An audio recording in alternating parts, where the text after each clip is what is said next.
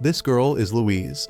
Today is her first day officially starting her second year at the Tristane Academy of Magic. With a new grade comes a new teacher. Professor Chev stands in the middle of the lecture hall introducing herself and her element to all the students. The first question for everyone is what elements exist on Earth. As soon as they hear the question, a handsome boy raises his hand to answer.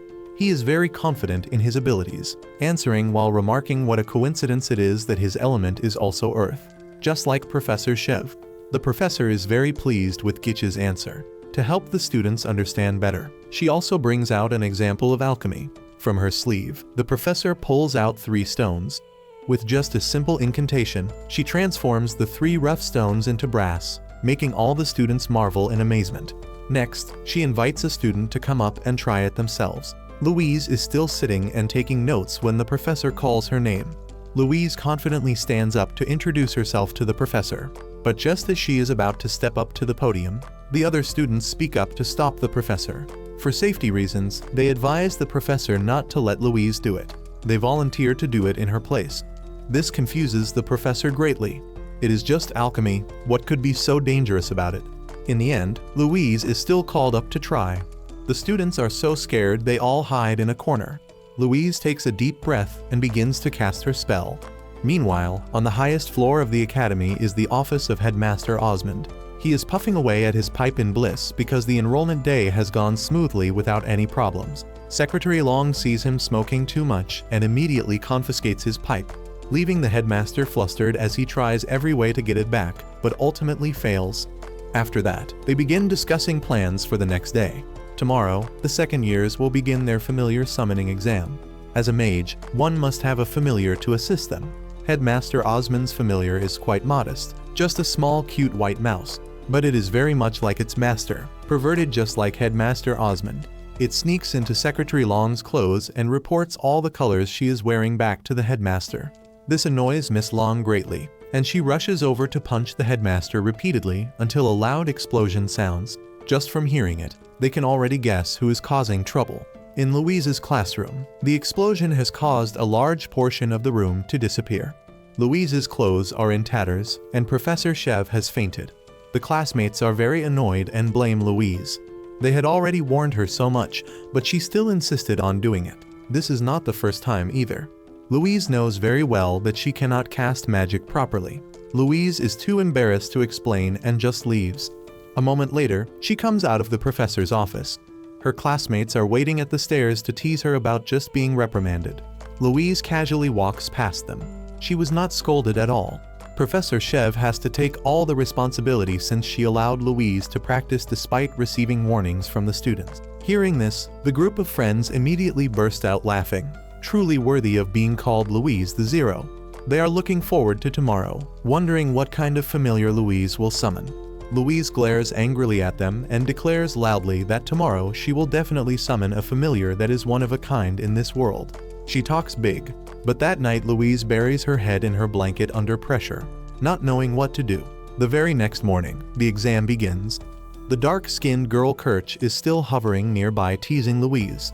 One by one, each student begins to summon their familiar. Gitch is very confident. He has heard that the familiar summoned will resemble its master, so someone as handsome as him will surely summon a dazzlingly beautiful familiar. But no, when it is Gitch's turn to summon, his familiar turns out to be a mole, making the whole class burst into laughter. A while later, all the students have their own familiars.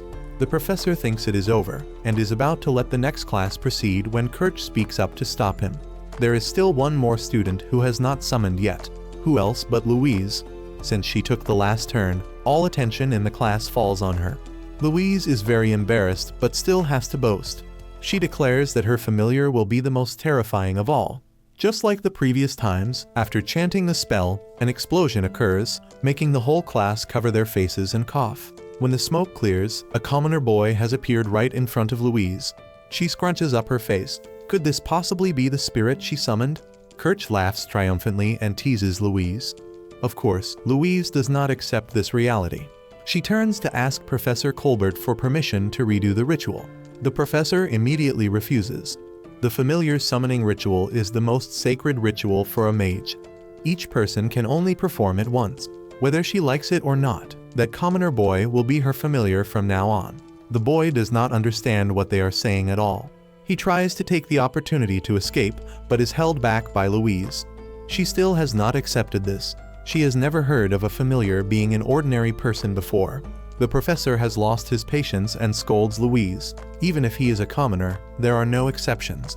Having no other choice, Louise finally accepts the truth. She approaches the boy, making him a bit nervous. Louise bends down and begins to perform the familiar contract ritual. She sends him a kiss, making the whole class blush with embarrassment. The boy's body begins to heat up. The familiar mark starts appearing on his hand. The moment it appears, the boy faints right after. That evening, when the boy wakes up, he finds himself in Louise's room. He thinks he is dreaming until Louise speaks. The boy angrily demands that Louise send him back. Because he is being too noisy, Louise has no other choice. Just then, she remembers that she has already learned the silencing spell. She picks up the wand from the table and casts the spell on the boy. An explosion occurs, leaving the boy dazed. At first, he had been patient because he found Louise quite cute. But by now he has had enough. He rushes over and yells in her face, then suddenly realizes he can understand what Louise is saying. It seems Louise cast the wrong spell, turning the silencing spell into a translation spell instead. Now that they can understand each other, they begin to introduce themselves. Saito comes from another world and does not know why he came here, until Louise proudly declares that she is the one who summoned Saito here to be her familiar. Meanwhile, at the school, Professor Colbert has found information about the familiar mark on Saito's hand. He breaks out in a cold sweat and decides he must tell the headmaster about this. As for Louise, she is still trying to carefully explain to Saito what he needs to do. Saito just mumbles in agreement because he has already seen too much of this magic and teleportation stuff in anime. Louise sighs and says honestly that she is still very unhappy that her familiar is a commoner. While Louise is rambling on, Saito takes the opportunity to slip away. He has had enough of this crazy world. He wants to go back home and go online. Saito runs like a madman downstairs and sees Gitch flirting with a girl named Katie. Not wanting to cause trouble, he tries to sneak past them. But in the end, Gitch spots him. This morning when Louise summoned him, dirt and rocks flew onto Gitch and dirtied his clothes. So Gitch holds Saito back to confront him. Saito quickly apologizes and tries to escape before Louise can catch up. Louise rushes down the stairs panting and asks Gitch to help her catch Saito, a familiar running away from its master. This is the first time Gitch has ever seen such a thing. Kirch is also out on a date with her boyfriend when Saito runs past her. Louise and Gitch are chasing close behind. Finally, Saito finds a way out of the academy. Just when he thinks he has escaped, a gust of wind lifts him into the air. It is Gitch who has brought Saito back to Louise so she can confront him. Kirch also curiously runs after them to tease them. Saito is helpless and can only yell out loud until he looks up at the sky. A scene completely different from his world makes Saito panic. Where on earth is this place? We are shown Sato's perspective from the old world. He has just finished getting his gaming laptop repaired and is about to find a part-time job to make up for the cost when he accidentally discovers a strange floating gate in the middle of the road. Curiosity takes over and Saito cannot resist running over to touch the gate. Immediately his arm is sucked inside. Although Saito tries to scream for help, it seems no one on the street can see the gate at all, and so Saito falls into another space. The gate only opens again when Louise's summoning words ring out. Saito is captured by Louise after his escape attempt fails. To prevent him from trying again, she has chained Sato's neck. After that, Louise finally sits down to listen to Sato's explanation. Earth, Tokyo. Louise does not understand any of it. She does not believe there is another world besides the one she is standing in. On the other hand, Saito feels the same way, but after seeing the scenery outside, he has accepted it. Louise does not want to argue with Saito anymore. She undresses right in front of him, making him turn pale. Saito angrily yells at Louise. Is she not embarrassed to undress in front of a boy? A boy? Louise immediately denies it. To her, Saito is just a familiar. She even throws her underwear at Sato's face and orders him to wash it and have everything ready for her by tomorrow morning. Of course, Saito refuses. Louise does not care whether Saito agrees or not. She threatens that if he does not do it, he will not get any food. Then she goes straight to sleep. Saito can only helplessly find a warm corner near the bed to sleep. The next morning, he wakes Louise up. He has already prepared the clothes, but Louise has to prepare her own underwear. Louise does not care. She has already said if he does not do everything, he gets no food. Then she shows Saito the drawer containing her underwear. Saito is very frustrated, but still has to do it for the sake of food. After getting the clothes for Louise, she even makes him dress her. This is beyond Saito's tolerance. Louise remains firm. To her, a noble never has to dress themselves. The same old threat. No work, no food. To avoid starving, Saito has to comply. After dressing her, Louise finally removes his chains and calls him to have breakfast with her. The two go down to the school cafeteria. A newly summoned familiar that already tried to escape from its master. The first night will naturally attract a lot of attention. Saito does not really care what they say and only focuses on the delicious food on the table. He turns to ask Louise, but only sees her annoyed expression.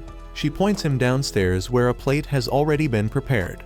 Only nobles can sit at the table. A commoner who is also a summoned familiar like Saito sitting at Louise's feet is already a great privilege. That said, Saito's portion is very meager. Just a single piece of bread that is tough as nails. Saito is on the verge of tears but still forces himself to eat it all to survive. After breakfast, the two leave the dining hall. As they walk, Louise reminds Saito that normally familiars would never be allowed inside the dining hall like that.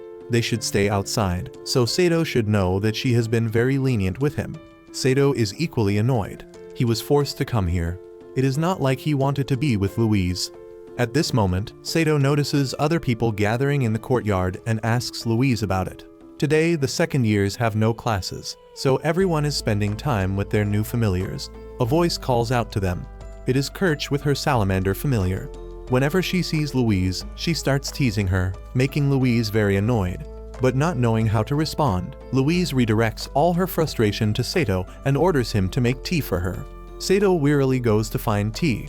At this moment, he accidentally bumps into a maid and knocks down the pastry she is carrying. Saito quickly bends down to help her pick it up, then casually chats with her. News of him being a commoner familiar has spread far and wide, so the maid also knows Saito's identity. She is also a commoner like him, so she does not act as unpleasantly as the other students. Just then, a voice calls out demanding the pastry. It is Gitch, the same guy who caught Saito last night. So Saito snatches the pastry that had fallen on the ground from the maid's hands and asks her to let him serve this annoying guy. Gitch does not know anything and just sits there flirting with his classmate Montmorency. The two are going back and forth, and Gitch, with his top-tier flirting skills, pours sweet honey into Montmorency's ears until she mentions a recent rumor that Gitch has been seeing a first-year girl, making him jump. Gitch quickly denies it. His love is only for Montmorency.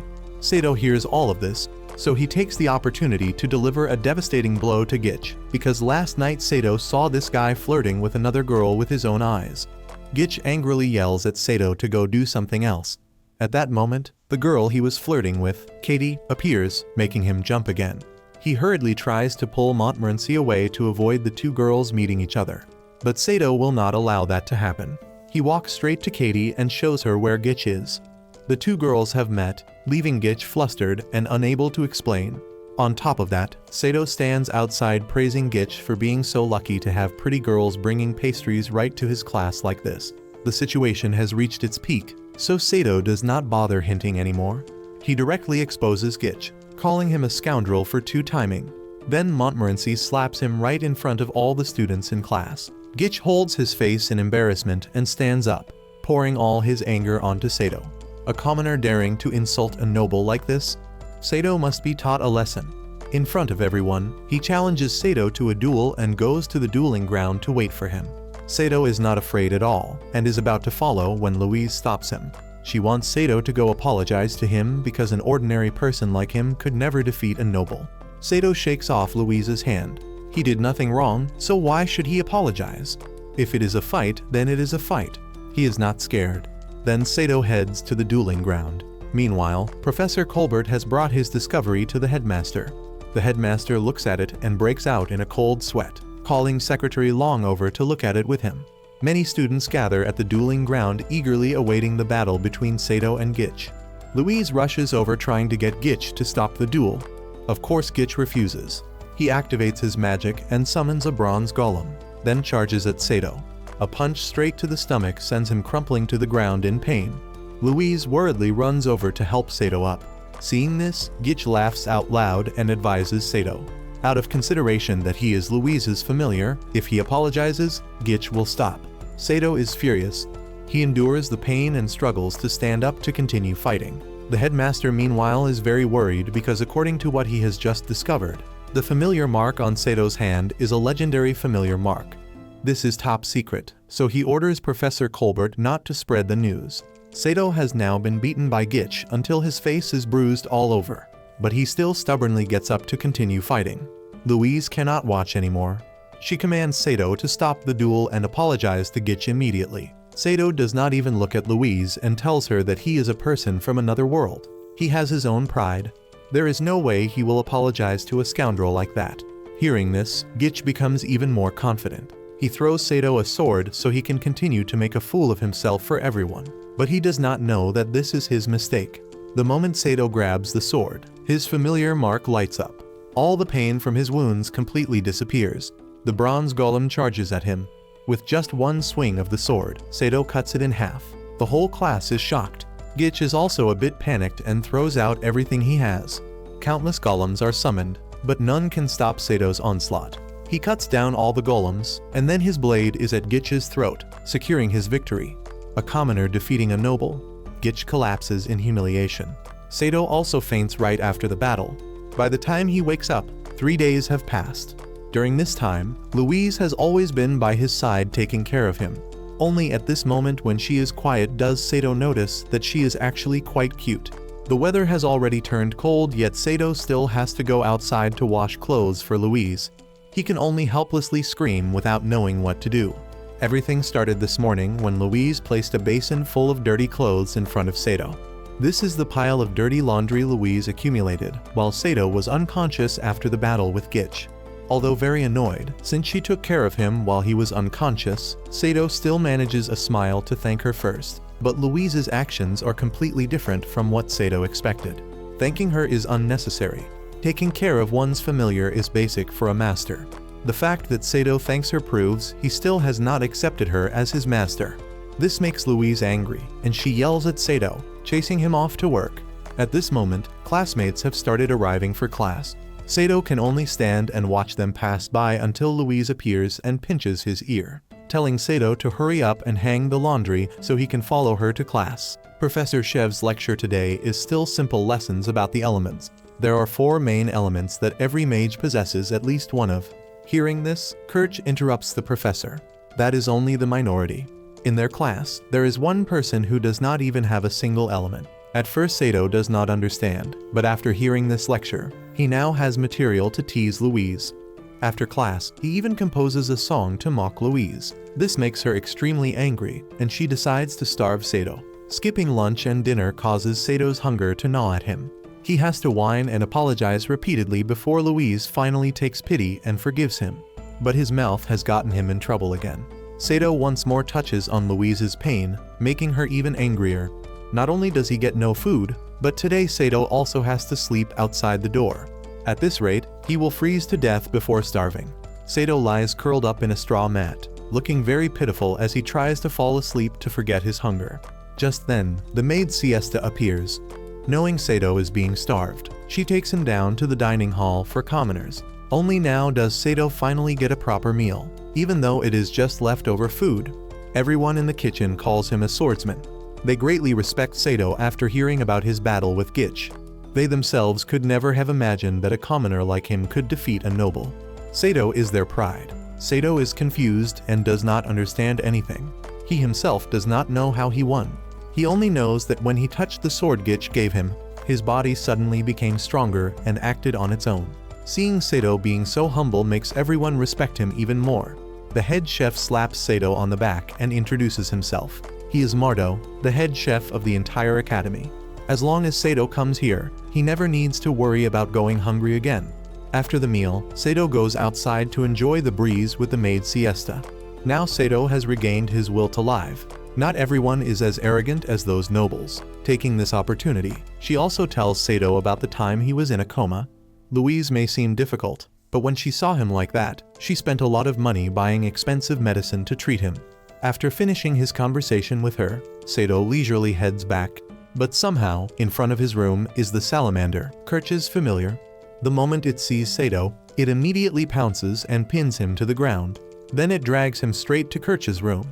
In the dimly lit room, Kirch appears wearing an extremely seductive nightgown and starts throwing herself at Saito. After she witnessed his battle with Gitch, the way Saito defeated him made Kirch fall in love with him.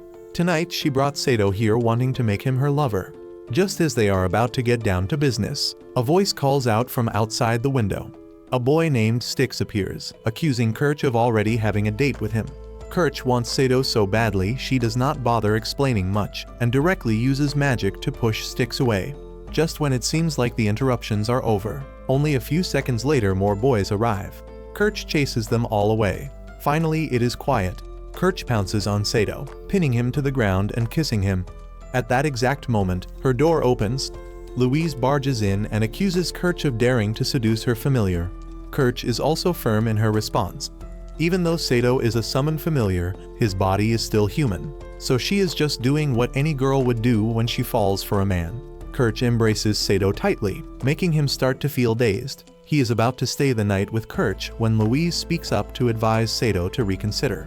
If Saito wants to stay, she will not stop him. But Saito should think carefully because the price will be very high. Just one night, and the very next morning he will be eaten alive by Kirch's suitors. It sounds too terrifying, so Saito reluctantly follows Louise back. Back in the room, Louise begins lecturing Saito again. She feels that treating Saito like a human seems to have been a mistake. Lash after lash comes down, making Saito jump around. Then he grabs Louise's hand to stop her. Louise is reacting this strongly.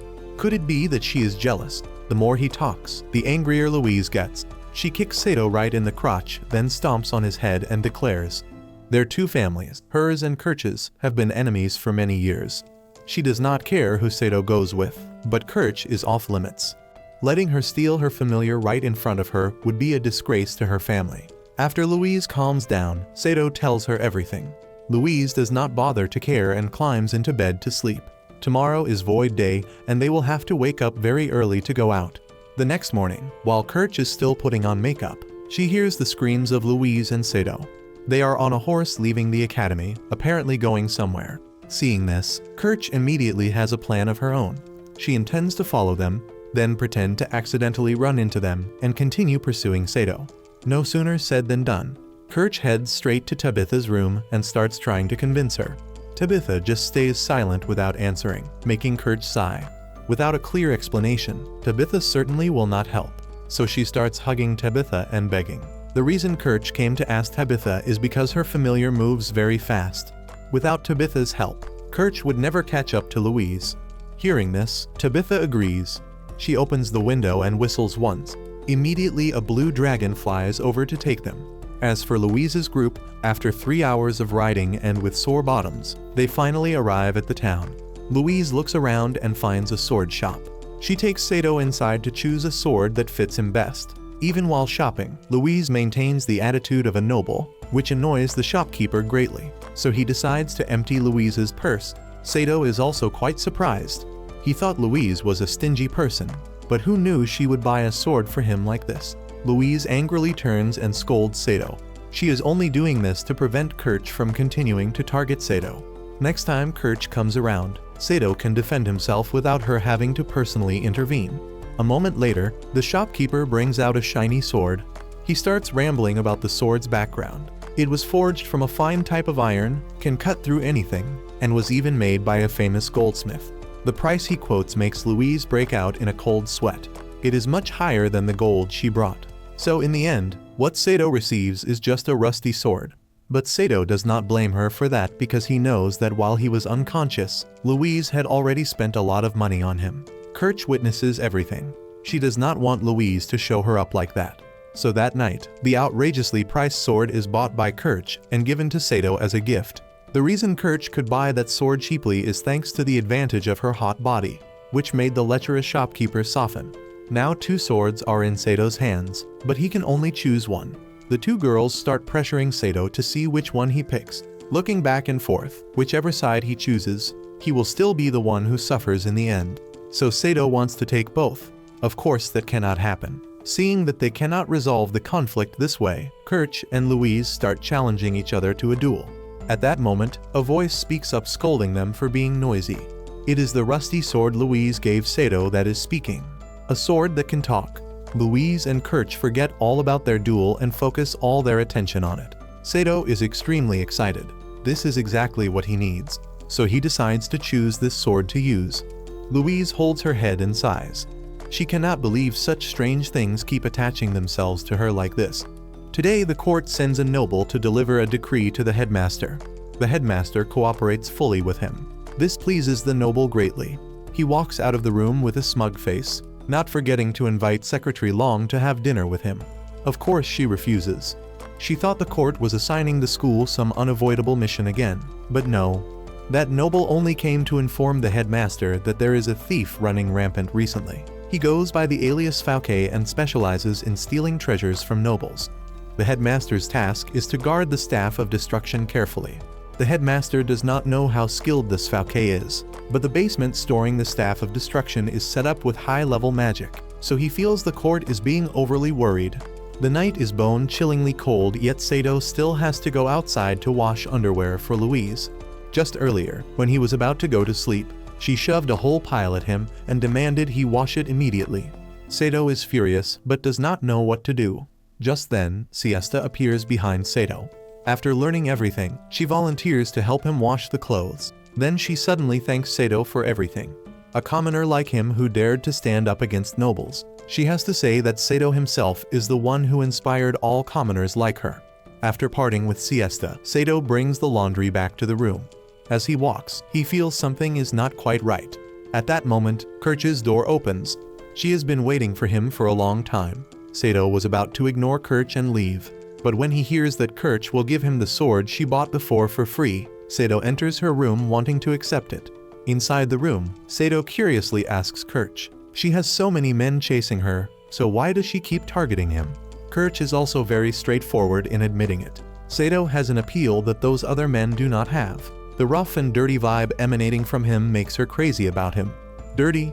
Saito is annoyed and immediately stands up to leave. Kirch tries to chase after him and coax Saito with many valuable items, but Saito does not need any of those things. Kirch still does not give up. She directly pushes Saito to the ground and pins him down. The blood flowing through Kirch is urging her more and more. The more he resists, the more she wants to conquer Saito. At that moment, the door bursts open. Louise appears and drags Saito back to her room. Then comes another round of scolding right in his face.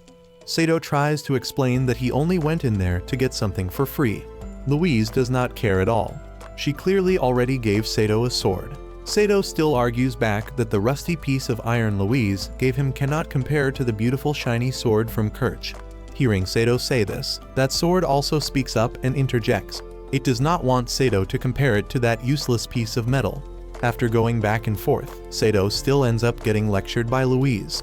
The next morning, Louise does not even let Saito come to class with her anymore, because over the past few days she has been watching carefully. Saito does not sit still at all. He keeps peeking up the skirts of other female students, embarrassing her greatly. So today Saito has to sit outside with the other familiars. How can a human like Saito stay with these things? After just a moment, Saito cannot stand it anymore and goes somewhere else to hang out. At that moment, he runs into the head chef, so he gets another free meal from him. While eating, Saito is curious when he does not see Siesta anywhere. The head chef gives Saito a puzzled look. It seems Siesta has not told Saito yet, so he lets him know. Siesta has quit her job at the academy and has gone to work as a maid for Count Mott. That evening, Saito tells Louise everything. Count Mott only occasionally comes to the academy, but his smug personality makes her dislike him quite a bit as well. This sudden resignation worries Saito. He does not know why Siesta agreed to go with that count. At that moment, the sword speaks up to explain to Saito. When a maid is personally named by a noble, that person will not just be an ordinary maid. She will also have to serve him in bed. Gitch is flirting with a girl when Saito comes to find him. This time it is not to cause trouble. He has something to ask him. At the dining hall, Louise has already prepared food for Saito, but cannot find him anywhere. Kirch pushes a cart of food past Louise and starts teasing her. This time Kirch has changed tactics. She will strike straight at Saito's stomach with these super delicious dishes.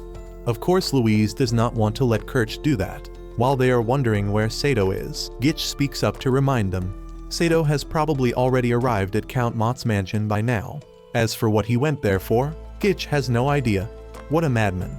Louise angrily rushes out of the dining hall. Saito has just arrived in front of the Count's castle and is already stopped by the guards. Inside the castle, Count Mott has already started acting perverted toward Siesta. Being a commoner, she cannot resist at all. At that moment, a guard runs in to report that Saito is requesting an audience. Saito begs the Count to let Siesta return to the academy. In exchange, he will do anything the Count demands. The Count immediately refuses. What could a commoner like Saito possibly have to trade with him? Saito angrily calls him a pervert, forcing women to satisfy his desires. This makes the Count furious. He draws his sword and is about to kill Saito when Siesta rushes in, begging him to let Saito go. She promises to do anything Saito asks. Anything? The Count smiles and turns to call Saito over. As far as he knows, the Germania family has an heirloom book. Their daughter is currently studying at the academy. If Saito can bring that book here, he will let Siesta go. Germania? That name sounds familiar. Saito tries to remember and realizes that is Kirch's family, so he rushes back to the academy. On the way, Louise is already riding to pick him up.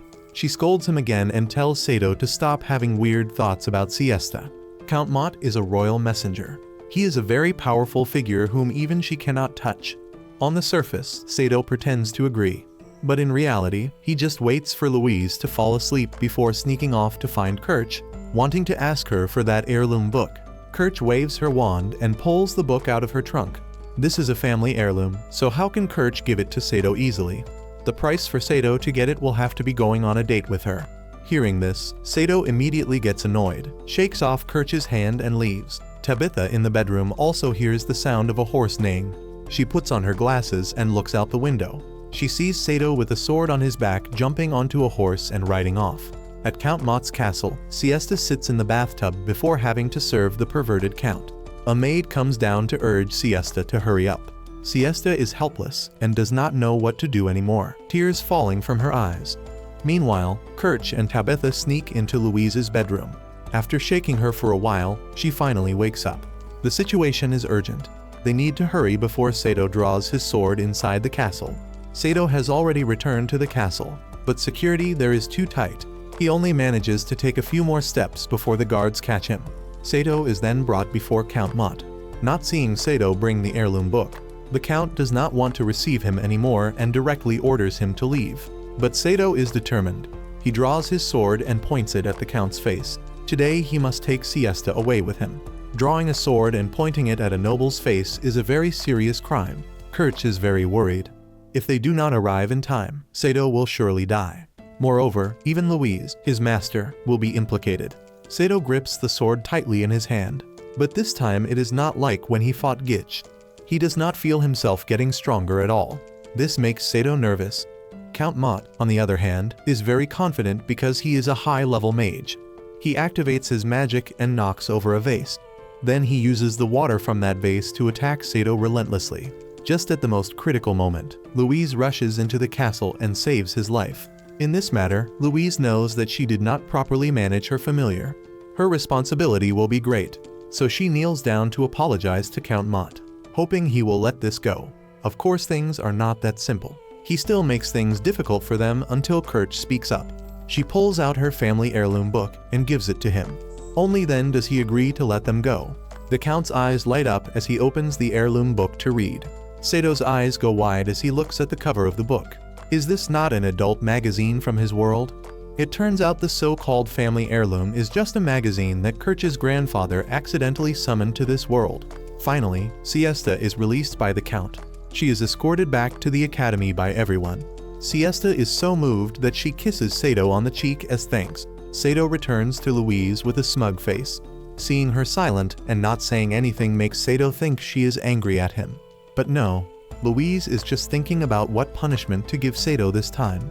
100 lashes seems a bit too few, so Louise decides she will starve Saito starting now. That evening, the academy receives an uninvited guest. She jumps onto the castle wall and activates her magic. Immediately, a magic circle appears beneath her feet. Moments later, the bricks under her feet turn to dust. taking her directly down to the deepest basement of the academy. The staff of destruction has fallen into the hands of the thief Sandy. The next morning, Louise suddenly makes Saito do some strange movements. She is very serious while Saito keeps failing to do them. This leaves Louise feeling helpless. She holds her head and sits down on the bed, complaining about what kind of familiar she has. From the way he walks and talks, everything is terrible. Saito still does not understand anything and tries to ask Louise what exactly she wants him to do. It turns out there is an upcoming annual event where students must showcase their familiar's specialty in front of others. This is a mandatory event for second years, so there is no way to skip it. Louise really hopes Saito can perform well.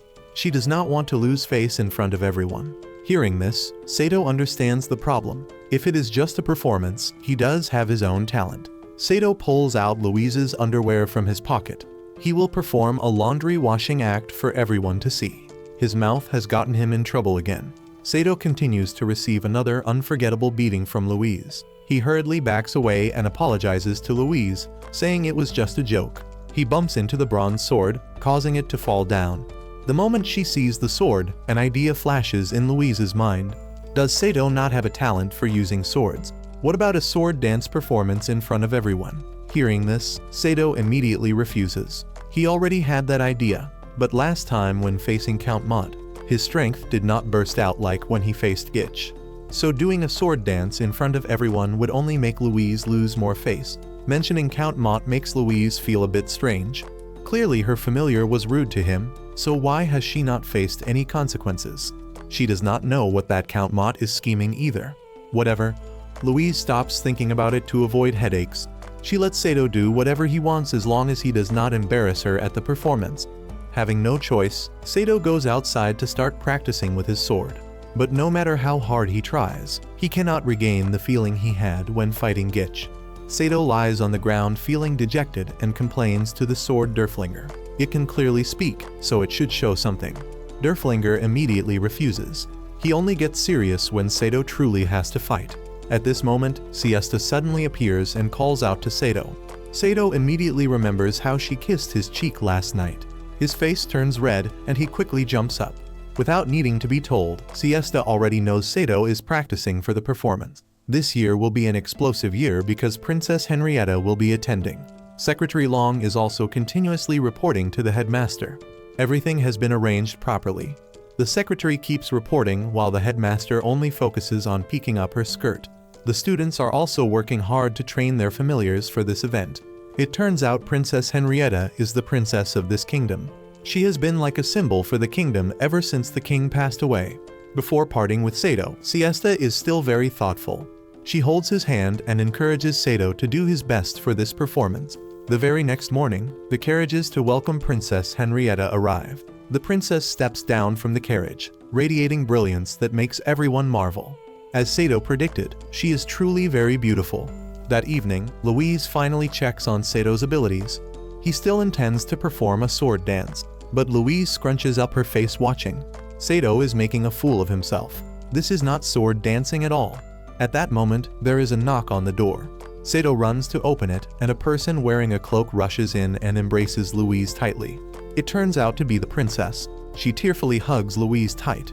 It turns out the two of them have been childhood friends. Now Saito understands, so Louise made him practice because she wanted to show off in front of the princess. Louise angrily grabs Sato's head and pushes him to the ground. He must not be disrespectful in front of the princess. On the contrary, Henrietta is very relaxed. She has already heard about Saito daring to stand up against Count Mott, a commoner daring to stand against a noble. She is very curious and wants to chat with Saito. While she is at it, Henrietta also reassures Louise not to worry. She is currently the highest authority in the royal court, so that old Count Mott cannot touch Louise even if he wants to. They chat happily with each other, but all good things must come to an end. Before leaving, the princess also cheers and encourages Saito to do his best for tomorrow's performance. In front of such a lovely lady, Saito definitely has to perform well. He strikes a manly pose, which annoys Louise. She pulls out her whip and gives Saito another unforgettable lesson. Watching them chase each other around the room, the princess just smiles and leaves. The next morning, the competition officially begins. One by one, each student goes up to showcase the specialty they have trained their familiar to perform.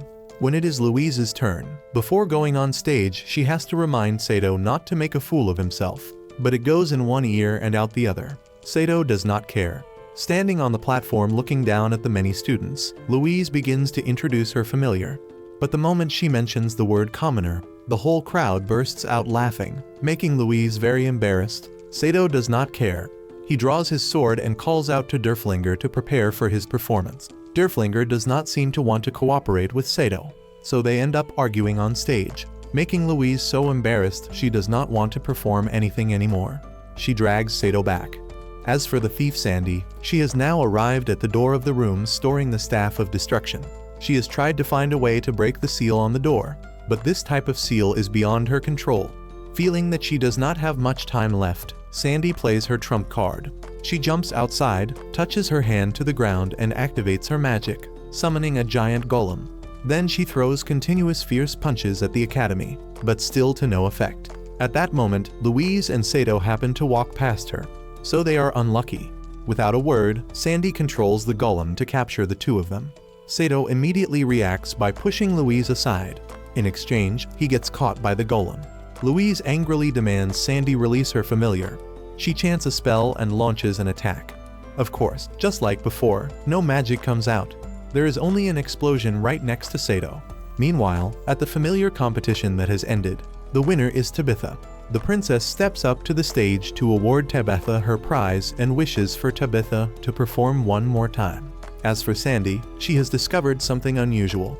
The attacks from her golem have absolutely no effect on the barrier, but Louise's random attacks do have an effect. So she provokes Louise a few more times, which is enough to shatter the wall of the room storing the staff of destruction. This creates an opportunity for her to rush inside and take the staff of destruction. Now that Saito is useless, she unceremoniously drops him into free fall. Fortunately, at that exact moment, Tabitha is flying by on her familiar and catches him. That evening, the matter reaches the headmaster's ears. Although he has mobilized the most elite forces to search, they have lost track of the golem Sandy controlled. Now all that remains is a pile of mud. A mage who can control such a giant golem must be at least a royal level mage. Louise is certain. Saito does not bother caring. As long as the two of them are safe, that is enough. At this moment, Princess Henrietta runs over and holds Louise's hand. Louise also kneels down to apologize and take responsibility for the staff of destruction. Of course, Henrietta will not punish her friend. She came here only to inform Louise that she must return to report to the royal court. This worries Louise greatly. She does not know what kind of storm the princess will have to face this time. Because of the super thief Sandy incident, the teachers are now so busy that no one is available to teach classes anymore. The students can only sit waiting endlessly in class. At this moment, Kirch is feeding Saito food non-stop, which really irritates Louise. She turns and tells Kirch to stop feeding random things to her familiar. Kirch agrees immediately, but gently reminds Louise that Princess Henrietta will likely have to take responsibility for this incident too. The only reason that thief was able to take the staff of destruction was because the soldiers guarding the seal all had to go protect the princess. Furthermore, according to the information Kirch has obtained, this time the princess came here entirely of her own will. She insisted on coming despite objections from her ministers. At this moment, Professor Colbert rushes over breathlessly, demanding that Louise and Tabitha come see the headmaster immediately. He called for 2 people, but Kirch and Tabitha also tag along for fun. Once everyone has gathered, Secretary Long begins her report. She went down to town to survey the commoners. They said that recently there has been a very suspicious person who frequently visits an abandoned house behind the mountain. Based on the information they provided, the secretary has sketched a portrait of the suspicious person and shows it to the headmaster. Then she shows it to Louise and Tabitha for confirmation. Spot on. That hooded figure and appearance cannot be wrong. Louise is certain this is the thief Sandy. At this moment, Professor Colbert speaks up. He suggests they must report this to the court immediately so they can send knights to help search. But the headmaster disagrees. In his view, that would take too much time. By the time the knights arrive here, that thief will have long disappeared. Moreover, he wants to settle this matter himself, capture that Sandy woman and restore the academy's honor. Then he asks everyone who agrees to participate in capturing the thief Sandy to raise their wands. At critical moments like this, there is no one trustworthy. Even the professors at the school remain completely silent. Yet the first person to raise her wand is Louise. She feels she must take responsibility for this matter. Louise volunteers to go capture the thief Sandy. Kirch raises her wand right after. Tabitha also raises hers.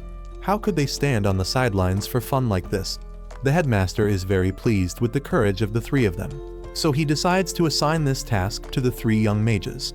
Tabitha, who was knighted at a young age. Kirch, who comes from a fire clan and can use very powerful spells. The headmaster showers both of them with compliments, but for Louise alone, he has racked his brain and still does not know how to compliment her. At this moment, Secretary Long speaks up. She also volunteers to go on this mission to guide the three of them. The plan is finalized. Everyone gets on a carriage and leaves the academy immediately. Sitting in the carriage, Saito starts getting curious. From what he knows, only nobles can use magic. Why would a noble want to steal the Staff of Destruction? Hearing this, Secretary Long explains to him. Not every noble is granted their own castle and territory. There are nobles who have been demoted to commoners for their own reasons. Among those people, some become thieves to make a living. Even she herself was once a noble, but has been demoted to a commoner. Fortunately, Headmaster Osmond does not discriminate between nobles and commoners, which gave her the opportunity to work at this academy as his assistant secretary. This sounds interesting. Kirch immediately asks curiously why Long was demoted to a commoner. This issue is too sensitive. Louise angrily scolds Kirch for being tactless and stops her. So the two of them start bickering with each other again. Kirch sidles over and grabs Saito's arm. This mission seems a bit dangerous, so she has brought the beautiful shiny sword for Saito. Kirch presses it into Saito's hands, wanting him to accept it. Saito is still a bit hesitant, afraid Louise will be unhappy. But Louise turns her face away and lets Saito do whatever he wants. Well then, he will accept it. It would be a waste not to take something free. A moment later, everyone arrives at the old house on the mountain. The three of them hide in a corner while Saito goes to scout the situation. After looking around for a while, there seems to be no one inside, so he calls them out. Then they start dividing up tasks. Saito, Kirch, and Tabitha will go inside to check while Louise and the secretary will scout around outside. This house has been abandoned for a long time. There is a lot of dust, making Saito cough. Kirch also feels there is nothing in this house and wants to leave with Saito. At that moment, Tabitha has found the Staff of Destruction. Just as they are about to open the box to check, they hear Louise scream. Before they can react, the roof of the house is blown off. The giant golem appears before them, taking everyone by surprise. Tabitha and Kirch immediately engage it. The two join forces and fire spells at it, but to no avail. At this moment, Saito sees Louise rushing over breathlessly. She grips her wand tightly, also wanting to join the fight. But no spell comes out at all. On the contrary, Louise attracts the golem's attention. Saito tries to yell at Louise to run away, but she ignores his advice. Saito has to rush over to save her life again. Then Saito slaps Louise across the face. If she dies, what would be the point? Louise bursts into tears. She is scared too, but if she runs away now, everyone will look down on her again. The golem continues attacking everyone. Saito has to carry Louise over to where Kirch and Tabitha are waiting. Tabitha's familiar takes them up into the sky to escape, while Saito bravely stays behind to fight the golem. Holding the sword Kirch gave him, he bravely charges forward to attack. But after just one slash, the sword shatters. At the most critical moment, Derflinger speaks up and calls to Saito. If he does not want to die, he must use him right now. Saito is skeptical, but has no other choice. The moment he draws Derflinger, his body and familiar mark begin to glow. Saito regains the feeling he had when facing Gitch. He charges at the golem. This time he is able to cut off one of its legs. However, this golem has the ability to regenerate itself. At this rate, he will not get anywhere and will lose. Saito does not know what to do. Then from the sky, Louise snatches the Staff of Destruction from Kirch's hands and jumps down. She fumbles around trying to use the Staff of Destruction, but nothing happened. At this moment, Saito finally realizes and rushes over. He snatches the Staff of Destruction. It turns out this is not a magic staff, but a rocket launcher. Saito is very familiar with this. He unlocks the rocket launcher and fires one shot straight into the golem's mouth. It is destroyed instantly. Kirch rushes over and embraces Saito tightly. His coolness makes her fall for him even more. Tabitha speaks up at this moment to remind them to be careful. The golem appeared here, but the thief Sandy is nowhere to be seen. At that moment, Secretary Long appears. She smiles and thanks Saito for showing her how to use the Staff of Destruction. Everyone is dumbfounded and finally realizes that she is the thief Sandy. Holding the Staff of Destruction in her hand, Sandy pulls the trigger without hesitation, wanting to eliminate them. But nothing happens. Taking that opportunity, Saito rushes up and knocks her out. This rocket launcher can only fire once. With everything over, all three return to report to the headmaster. To reward their efforts, tonight at the ball the three of them will be the main characters of the whole school. The three leave first while Saito stays behind with some questions for the headmaster. In front of him, Saito tells him everything. He is a person from another world. At this point, the headmaster no longer hides anything from Saito. That Staff of Destruction came from a benefactor who saved his life 30 years ago. That person was severely injured. Although he brought him back to the academy for treatment, he ultimately did not survive. He had 2 staffs of destruction. The one used to save the headmaster was buried with him. The other one was given to the court by the headmaster. That evening, the ball takes place. Everyone is having fun while Saito sits in a corner feeling dejected. He thought he had found a clue to return to his old world, but in the end, it was still a dead end. The more he thinks about it, the more dejected Saito feels. At this moment, the main character of the ball appears. Louise in an elegant dress walks up to Saito. Just for tonight, she does not see him as her familiar, but invites Saito to dance with her like a gentleman.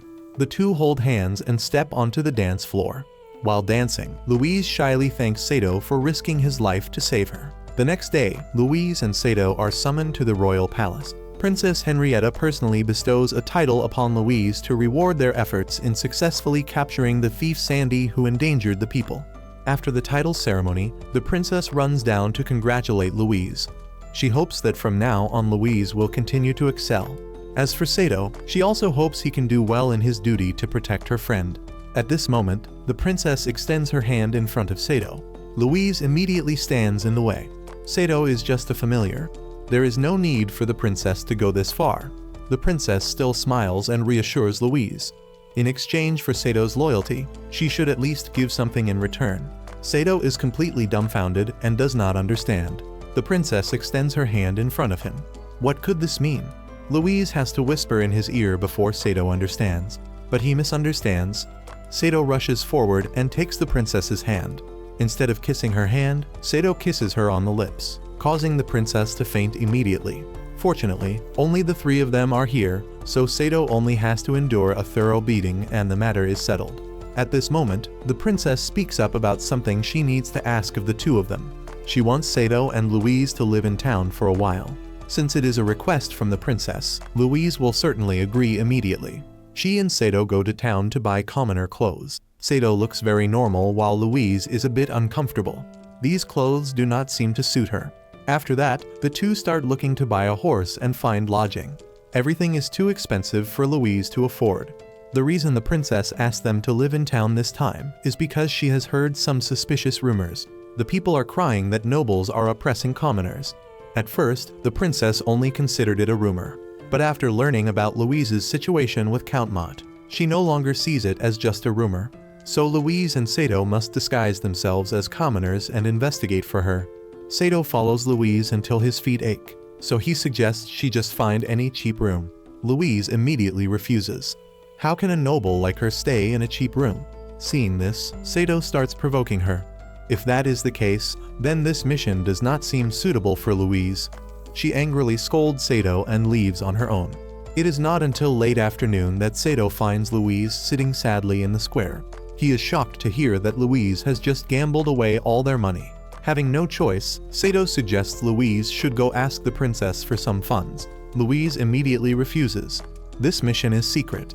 The less they go in and out of the palace, the less suspicion from others. This way does not work. That way does not work either. Sato's stomach is growling with hunger. At that moment, an effeminate man appears. He knows the circumstances they are facing, so he begins to introduce himself. He is Scarin, a tavern owner. If they want a place to stay overnight with free food and drinks, he will help. However, there will be a small price to pay. So that very evening, Louise appears at the tavern. This is a tavern designed by Scarin where young women in their 20s wear maid outfits to serve customers. It looks like that, but everyone is very energetic, welcoming Louise like a new member of their family. Louise appears in the maid outfit, so embarrassed she can only stammer. She will take on the task of serving customers while Saito has to work in the kitchen. While watching Louise, a voice calls out to him. Saito hurries over to help this person wash dishes. At this moment, the two introduce themselves to each other. Jessica has already heard from the boss about Saito and Louise's circumstances. She hopes Saito can do his job well and escape from debt and leave here soon. The introduction of the new member is over. The boss begins with the second part of today. This week is a special week, a competition to see who gets the most tips from customers. The prize for the winner will be an heirloom dress from Mr. Scarin. This dress has been enchanted with seductive magic. The most recent person who won this dress received a lot of tips from customers, paid off all their debts, and returned to normal life. Mr. Scarin also hopes everyone will work hard to win this dress and earn a lot of money for themselves. Louise stares blankly at the dress in front of her. This is exactly what she needs. She must have this dress. That is what she thinks. But when she starts working, Louise realizes how difficult this job is. She has to act seductive in front of customers. On top of that, she has to endure their rude words and actions. As a noble, Louise naturally cannot tolerate this. She is rude to customers and expects to be scolded. But no, Mr. Scarin steps in to apologize to them on Louise's behalf. As Mr. Scarin promised, as long as they work here, accommodation, food, and money will all be provided by him. Even though it is just an attic, for Saito this place is great. It is better than having to sleep outside on the street. Saito ignores Louise's complaints and spreads out a mat to sleep immediately. Louise is very annoyed. Saito is clearly her familiar.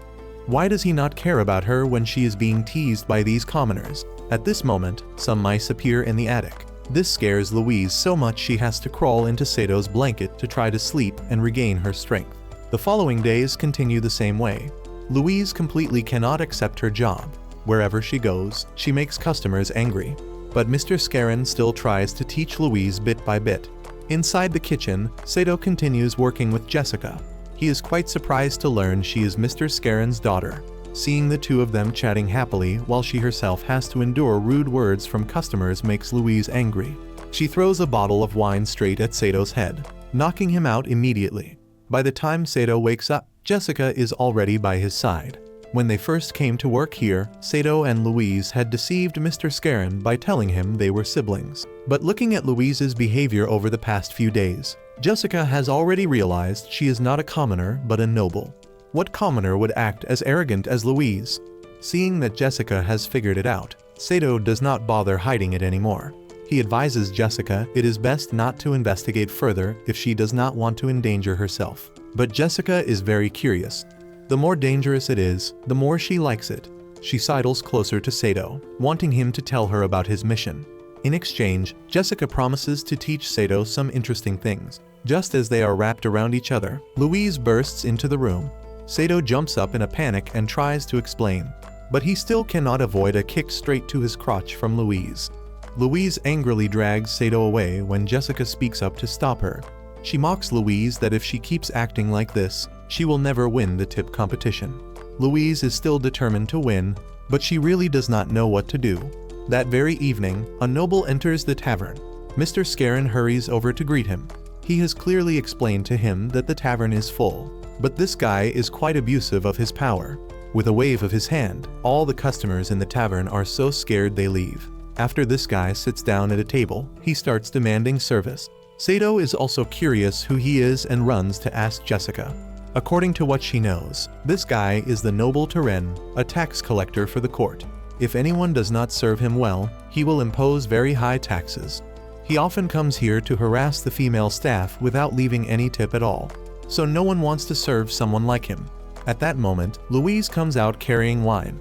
Serving a noble is exactly what she needs. But this guy is ruder than Louise imagined. He mocks Louise for having small breasts, saying he thought she was a man. This makes Louise very angry. She does not care anymore and kicks him straight in the face. Tarbs is beaten and angrily calls the guards to arrest Louise. Saito appears wanting to help Louise, but he forgot to bring his sword. Fortunately, Louise has prepared for emergencies. She takes out her wand and a court permit, making Tarbs so scared he has to kneel down and beg Louise to spare him. He and his subordinates flee the tavern immediately, leaving Louise a pile of tip money. So Louise has won this tip competition. That evening before bed, Louise specially tries on the fairy dress she won to show Saito. But it looks too strange, so Saito can only give a perfunctory compliment. The thief Sandy is still being held in the royal prison at this time. But at that moment, a mysterious man appears. He opens the prison door for Sandy, with the reason that he has come to pick up his comrade. After finishing their time disguised as commoners, Louise and Saito return to the academy. They reach the gate, but Saito does not see anyone. This unusual silence makes him very curious. It turns out it is currently summer break. Most students have gone home or traveled. They return just as Kirch and Tabitha are about to set off. The moment she sees Saito, Kirch immediately throws herself at him and hugs him. She is also preparing to visit Tabitha's home, but she does not invite Louise along. Kirch says goodbye to them and hops onto the carriage and rides off. Sitting in the carriage, Kirch asks many questions, but Tabitha just silently reads her book. Kirch is also quite surprised to learn that Tabitha is also a transfer student like her. Back at her old school, Kirch was expelled for being too mischievous. Her parents almost forced her to marry an ugly old noble. Fortunately, she still had the chance to come here to study with everyone. At this moment, their carriage is stopped by an old farmer. He approaches the window to warn Kirch that the road ahead is impassable due to flooding. He recommends they take a detour through the mountain. Meanwhile at the academy, Louise is so angry seeing Saito being friendly with Kirch. She pushes a mountain of work onto him and tells Saito he must finish it before he can eat. Saito can only comply, but at least he feels like he is at home now. Saito carries the basin of clothes outside and sees Gitch following and flirting with Montmorency. This guy is such a womanizer that Montmorency has had enough. She points straight at Gitch's face and declares she has absolutely no feelings for him. She demands he stop following her and leaves. Even after being told that, he still follows Montmorency trying to explain. Saito does not bother getting involved in their love affair. He just stands watching the show. When those two leave, he suddenly notices there is a large pot by the kitchen. Saito immediately has an idea and runs to ask the head chef to borrow it. This pot is old, and the chef was planning to throw it away anyway, so he gives it to Saito. Seeing Saito struggling with the dirty laundry like that, Derflinger speaks up to advise Saito. Why does he not ask someone to help him? Why suffer like this? Saito does not care. What he wants to do now is with this giant pot. It makes Derflinger even more curious. Saito will not reveal it yet. Wait until tonight for the fun to begin. At this moment, Kirch and Tabitha have driven the carriage around the flooded road. As the old farmer said, that area is all submerged in water. Tabitha looks outside to check, then starts asking Tabitha if they are almost at her house yet. Tabitha gently tells Kirch to be patient. They are almost there. At this moment, Kirch finally realizes, could Tabitha belong to the Gallia family? As Kirch guessed, Tabitha has just reached the gate when a butler comes out to greet her. He takes them inside the mansion. Kirch wants to go greet Tabitha's father immediately, but Tabitha refuses. She just tells Kirch to wait for her in the living room and leaves. After Tabitha leaves, the butler brings tea for Kirch. In the conversation with him, Kirch learns that Tabitha is not her real name, but just a name she made up herself. The reason Tabitha transferred to a foreign school is because her uncle, the king, ordered Tabitha to do so. Kirch quickly understands. Tabitha's uncle is the king, so does that not make her a member of the royal family? After carefully examining Kirch, the butler decides to trust her and tells her everything. The late count, Tabitha's father, was the king's younger brother. He was skilled in magic and beloved by the people. But 5 years ago, when the king passed away, the court split into two factions to decide who would be the next successor. That battle was fierce and the count died in it. But the next successor still saw this family as a thorn in his side and planned to kill the entire family. At a banquet, a daring noble mixed poison into wine and offered it to Tabitha. The lady had discovered this and drank the entire cup of wine in her daughter's place. However, this caused her to go insane. So insane that even now, when Tabitha is standing right in front of her, she does not recognize her own daughter. She just clutches the doll in her hands and chases Tabitha away. The name Tabitha is actually the name of the doll that the young lady had given her. After the lady went insane, Tabitha went from being a lively and energetic young lady to becoming as quiet as she is now. When the lady became like that, the court stopped targeting her and instead targeted the young lady, assigning Tabitha extremely difficult missions. But somehow Tabitha is always able to complete them and return. Seeing things not going smoothly as planned, Instead of being rewarded for completing difficult missions like others would be, the court only gives Tabitha a perfunctory title and sends her off to a foreign academy. At this point, Tabitha returns to the living room. Kirch stops listening to the story and runs over wanting Tabitha to take a bath with her. That evening at the herbalism room, Montmorency has created some kind of potion. It looks very dangerous. Saito is soaking himself in the giant pot he asked for this morning. Being Japanese, he must have a bathtub. It has been a long time since Saito could enjoy such a refreshing and relaxing feeling. At that moment, Siesta appears. Seeing Saito suddenly sit up from the giant pot startles her. Siesta falls and gets her clothes dirty. Saito is gentlemanly and invites her to soak with him. Siesta agrees immediately because she knows Saito is not the perverted type of guy. Meanwhile, Montmorency is having a meeting with Gitch. She clutches the potion she just made. It seems she has some kind of scheme. Sitting in the bathtub with Siesta, Saito is very shy at first, but just a moment later he adapts very quickly. He sits telling Siesta about his old world. Montmorency is now starting her date with Gitch. This guy is always the same, always able to speak sweet words that annoy Montmorency. He is about to embrace Montmorency when she pushes him away, wanting to have a drink with him first. At that moment, Gitch sees Louise rushing down to the courtyard. It is already so late at night. Where is she going? This makes both of them quite curious. Louise is very angry. She told Saito to go wash clothes, but it is already late at night and he still has not come back. She has already thought of a punishment for Saito. But when she sees him soaking with Siesta, Louise is startled and shocked. She has to leave immediately. Siesta laughs happily hearing Sato's stories. What Saito tells her is exactly the same as what her late grandfather also told her. It is also a world with only one moon. It is also a world without magic. What? Saito is surprised hearing Siesta say this. Could her grandfather also be someone from another world like him? He is about to ask for more information when Siesta suddenly stands up. Soaking this much is enough. She needs to get back to work. Louise has walked away for a while before wondering why she had to leave. The more she thinks about it, the angrier Louise gets. Saito is just her familiar. Montmorency has now started pouring the potion into Gitch's wine. She is about to get him to drink it when Louise appears out of nowhere. She snatches Gitch's cup of wine and drinks it all in one gulp. It is a while later before Saito finishes soaking and returns to the bedroom. Louise is already waiting to confront Saito. But at this moment, the potion starts taking effect. Louise's face turns completely red. She rushes over to hug Saito and acts coy. From outside the door, Montmorency peeks in. She can only sigh as everything she prepared does not go according to plan. Meanwhile at Tabitha's mansion, she has fallen asleep. Kirch keeps thinking back to dinner time. This time Tabitha returned to her family not for summer break, but because the court has assigned her another mission. Tabitha wanted Kirch to stay here and wait for her, but Kirch insists on going with her. At this moment, Tabitha is having a nightmare. She keeps calling out her mother's name. Kirch immediately runs over and embraces Tabitha tightly. How can her best friend have to endure such miserable circumstances? The next morning arrives and Louise still has not recovered from the potion's effects. Saito just goes to wash clothes, but she clings to him. Then even says sweet words that make Saito extremely uncomfortable. He remembers how last night Montmorency and Gitch came to his room to explain. The wine Louise accidentally drank had been spiked with a love potion. Until the potion wears off, Saito has to keep an eye on Louise constantly. Hearing this, Gitch's eyes light up. That cup of wine was supposed to be for him to drink. Montmorency wanted to give him a love potion. This is too wonderful. The two of them start expressing their feelings for each other, almost kissing right in Sato's room. Fortunately, Saito reacts in time and gets between them. He demands Montmorency cure Louise immediately.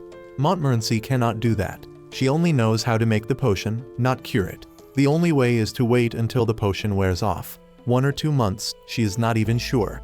Back to the present, with Louise clinging to Saito like this. How can he go do his work? At that moment, Siesta appears to greet them. Seeing Siesta come to greet Saito, Louise starts punching his chest repeatedly. She thinks Saito wants to go wash clothes just to have a chance to meet other girls. Saito is afraid Siesta will misunderstand and tries to explain. Siesta sees them being so sweet that her whole body trembles. It seems she came to find Saito at a bad time. Siesta excuses herself and leaves immediately. Louise also angrily scolds Saito for being a flirt and runs back to her room. After she leaves, Saito goes to find Siesta and tries to explain. Louise became like this only because of the love potion. He and that girl have absolutely no romantic relationship whatsoever. Although he explained briefly and clearly, Siesta does not believe him. Giving someone a love potion is forbidden. It is a serious crime, so few people dare to do it. Siesta does not bother responding to Saito anymore and leaves. Having no choice, Saito has to go back to the room. Standing in front of the door, he feels a bit hesitant, afraid Louise might go crazy again and cause trouble. As soon as he steps through the door, he sees Louise's clothes scattered everywhere. She is sitting on the bed in a super thin nightgown waiting for him, making Saito's face turn completely red. Louise has thought about it a lot. The reason Saito does not pay attention to her might be because her body is not as seductive as other girls. Saito runs over wanting to put clothes back on Louise, but she pushes him down onto the bed. She lies on top of Saito and starts complaining. She also wants Saito to care about her like he does other girls. Although Saito tries to explain that Louise became like this because of the love potion, Louise absolutely refuses to admit it. These feelings are completely genuine. She is being so troublesome that Saito cannot take it anymore, so he has to go find a way to cure her. While Gitch is still flirting with Montmorency, Saito kicks the door open and barges in. He demands Montmorency make an antidote for Louise immediately. Montmorency wants to, but she really has no way. To make the antidote, a very rare ingredient is needed. There are not enough materials here to make it. Saito does not care and instead threatens Montmorency. If she does not find a way to make the antidote, he will report to the headmaster that Montmorency made a forbidden potion. When that happens, Montmorency will be eating stale bread in prison. Montmorency is so scared she has to agree with Saito. The rare ingredient needed to make the antidote is called the tear of the spirit. It is at Lake Lagdorian. Hearing this, Saito decides he will escort Montmorency to get this ingredient. Before that, he has to spend a night with Louise first. He has to coax her for a long time before Louise agrees to sleep. Looking at her lying still and quiet makes Saito sigh. This is what he should be seeing from Louise. The next morning, everyone sets off for Lake Lagdorian. Although not invited, Gitch still insists on tagging along. His reason is that as a knight, how can he let the one he loves go alone? A moment later, everyone arrives at the lake. Gitch excitedly rushes ahead to check. Montmorency stays behind to observe the situation. She feels something is not right. The current water level here is very high. It is completely different from the last time she came here. To be safe, Montmorency asks everyone to wait until evening before taking action. Saito agrees immediately. He puts Louise aside to rest and waits too. Finally, the sky has turned dark. Montmorency takes out her familiar, Robin the Frog. She cuts her hand and drips a drop of blood onto the frog's head, asking the frog to go underwater and find the water spirit for her. When she was little and came here with her father, she made a pact with the water spirit. So as long as she still remembers the pact, she will appear. The frog leaps away and Montmorency turns to remind Saito and Gitch not to act rashly. Otherwise, even they will be in mortal danger. Just a moment later, the entire lake surface begins to shake violently. The water spirit appears at Montmorency's summons. She immediately bows to greet her, then starts asking for the tear of the spirit. The spirit immediately refuses.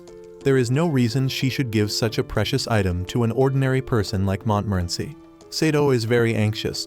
He pushes Montmorency aside and kneels down to beg. He is willing to do anything in exchange for the tear of the spirit. Willing to do anything. If this is Saito's wish, then she accepts. Recently, she has been exhausted from being attacked by a group of strangers. If Saito can help her eliminate them, she will give Saito the tear of the spirit. That evening, everyone hides in the forest waiting for the mysterious people to dare attack a water spirit. Montmorency is sure they must be high-level mages. Gitch feels the same way. He also guesses that these mages might be wind mages. Only wind mages would dare challenge a water spirit. The three of them discuss their plan with each other, making Louise very angry. She immediately pulls Saito aside and acts coy. At that moment, Montmorency spots the mages appearing. Saito puts Louise aside and starts engaging immediately. Gitch is also chased away by Montmorency to help Saito. Having no choice, Gitch has to comply. Just as Saito is about to rush out, he stops Saito. Those people are all high-level mages. Rushing out like this, Saito will never win. So Gitch has drawn up a plan for him. Gitch will stay behind to attack and create a diversion. Taking that opportunity, Saito will charge in to attack them. The plan is finalized and the two start executing it immediately. Gitch finds an opportunity and begins attacking. All his attacks are useless. Seeing things are not going well, Saito also has to rush out to assist. Although he has been buffed with strength from the familiar mark, he still cannot defeat these mages.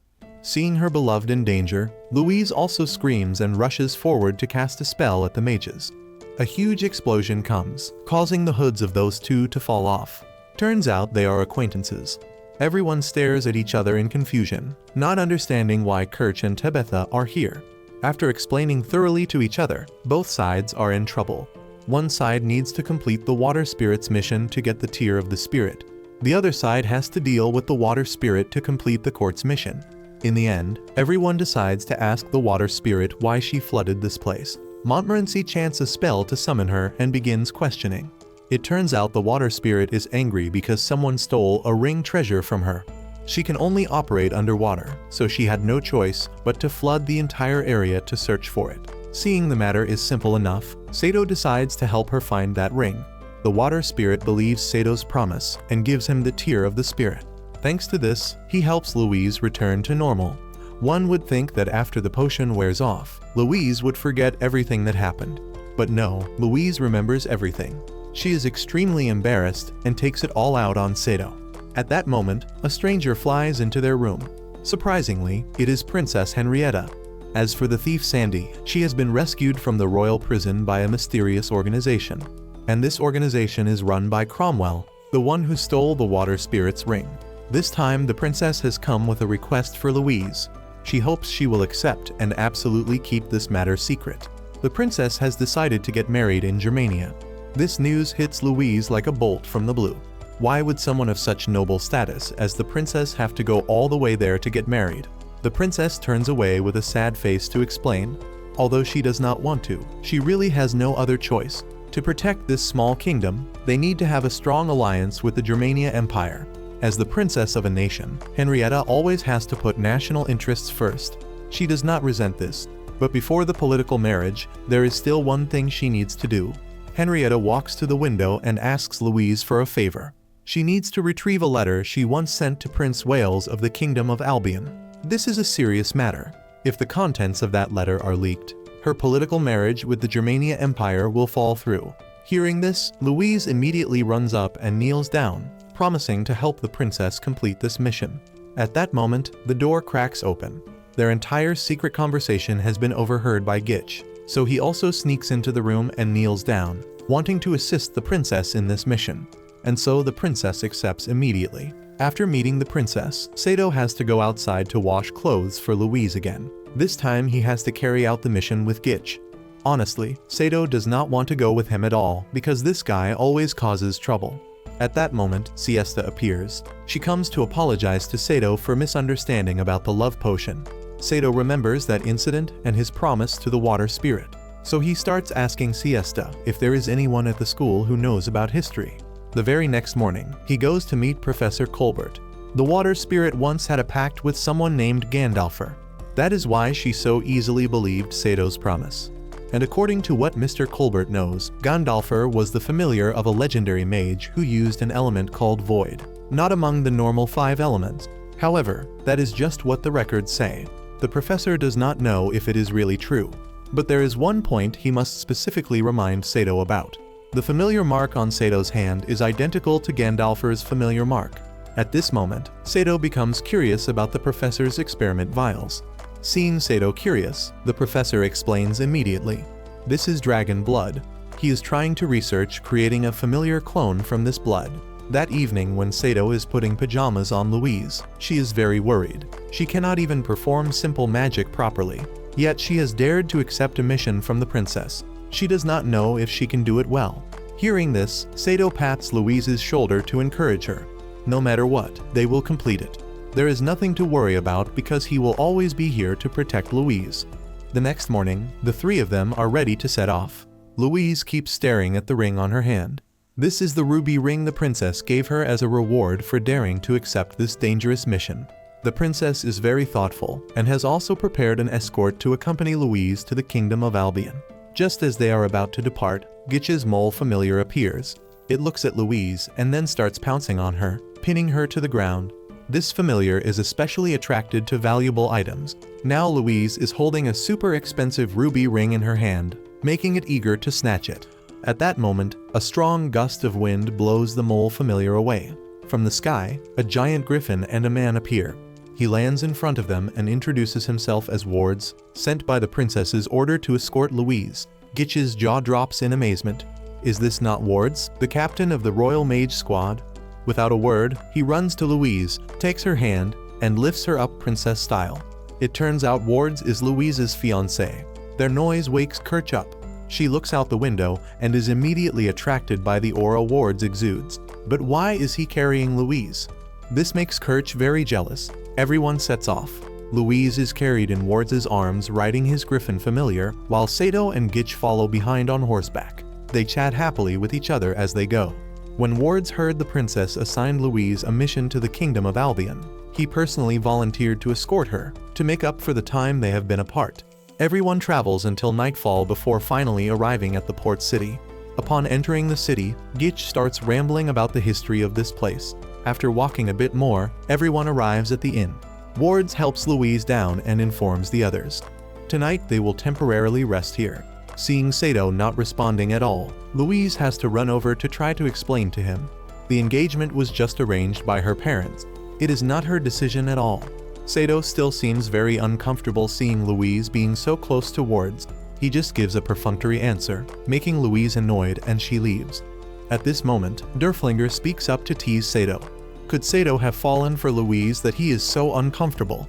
Saito immediately denies it. He is uncomfortable because he feels too weak compared to Wards. That evening during dinner, Wards keeps paying attention to him. He has heard so many stories about Saito, from his fight with Gitch to his use of the Staff of Destruction to capture the thief Sandy. He has to say it is extremely impressive, so he also wishes to have a friendly match with Saito. Of course, if Saito finds it bothersome, he does not have to agree. Seeing him so confident, if Saito does not agree, it would be embarrassing. Saito agrees immediately. The match will take place tomorrow morning. Wards stands up and invites Louise to his room with him. His reason is that he has something private to discuss with Louise. So Saito has to share a room with that manly Gitch. This guy cannot stand being away from women. So he makes an excuse and leaves Saito alone in the room to go somewhere else. When he is finally alone, Saito calls Derflinger awake and asks if he knows who Gandalfer is. Derflinger gives Saito an extremely puzzling answer. Is Saito not Gandalfer himself? Even if 6,000 years have passed, he only recognizes Gandalfer as his master. Meanwhile, in Wards and Louise's private room, the two chat and drink wine, reminiscing about the past. When she was little, Louise was always scolded by her father for not being as skilled at magic as her siblings, and Wards was always there to comfort and encourage her through the hard times. Others might not realize it, but Wards is different. He senses that Louise has a great power, a special power that no one else has. At this moment, Wards speaks up. He hopes that when this mission ends, Louise will accept marrying him. After his conversation with Derflinger, Saito has understood many things. The familiar mark on his hand allows him to control all types of weapons. However, whether he can defeat Wards or not, Derflinger is not sure. It depends entirely on Sato's determination. On Wards' side, he starts moving closer to Louise, wanting to kiss her. But at this moment, Louise thinks of Saito and unconsciously mentions him. Knowing that Louise is still hesitant, Wards does not force Louise to do anything. He takes the initiative to find another room, with full confidence that when this mission ends, Louise's heart will belong to him. The very next morning, the match between Saito and Wards takes place. Saito bravely charges forward, attacking repeatedly, but Wards dodges everything. After just a few moves, he realizes Saito is just an amateur. Then he starts counterattacking, leaving Saito with no choice but to desperately defend. Wards points his weapon at Sato's face and declares, with that level of skill, Saito is far from being able to protect Louise. After his crushing defeat against Wards, Saito sadly stands in a corner watching the sunset. He helplessly breaks into tears because of his own weakness. At this moment, Louise comes to find him. Seeing Saito crying makes Louise feel a bit heartbroken, but she still has to comfort and encourage him. Sato's opponent was the captain of the Royal Magic Knight Squad. Saito losing is completely reasonable. Louise walks over and shakes Saito to encourage him, but the more she talks, the more uncomfortable Saito feels. Now that Louise has wards to protect her, he is just useless baggage. This statement makes Louise very sad. She turns and leaves, then informs Saito that she will marry wards when this is over. Saito still stands pondering in thought. A moment later, when it is almost time to depart, Gitch rushes over to call Saito. At that moment, an earthquake strikes. From underground, a giant golem appears. The two are dumbfounded when they realize the one controlling the golem is the thief Sandy. Meanwhile, wards and Louise have already departed.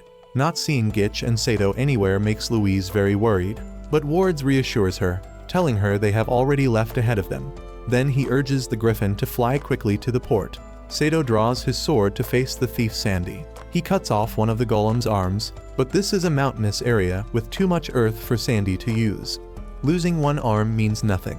She just has to chant a spell, and the golem regenerates immediately. Gitch cannot just stand watching Saito fight alone.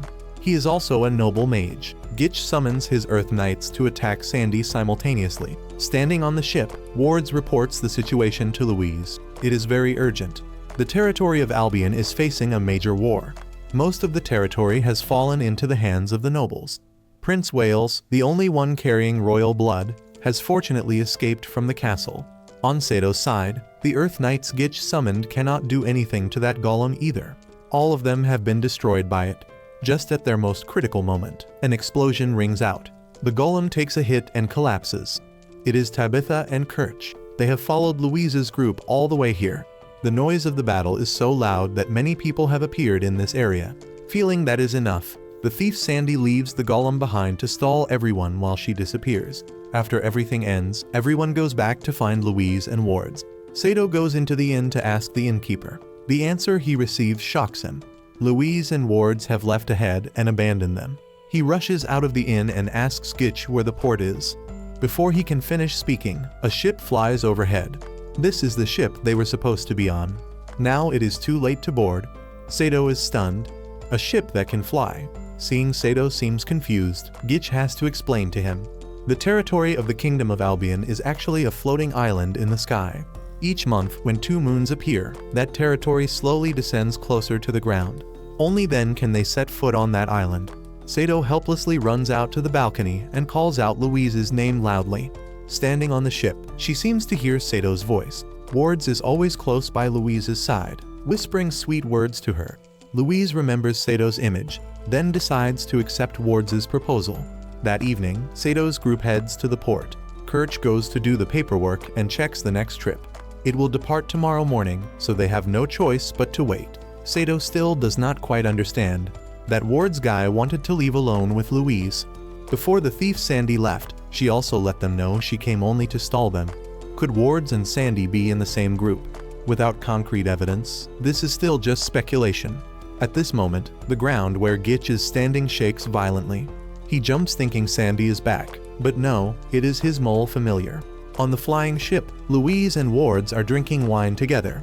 While sitting, he keeps asking Louise about Prince Wales's whereabouts, since Louise has promised the princess to keep this secret until they reach Albion territory. She can only apologize to Wards. The very next morning, the two arrive at Albion port.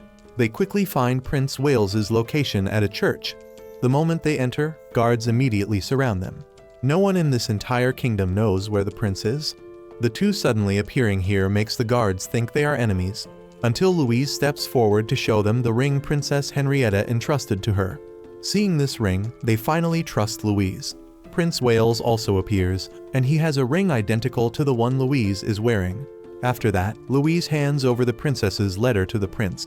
After reading it for a while, the prince also gives Louise another letter. As she is about to leave, Louise speaks up to stop him.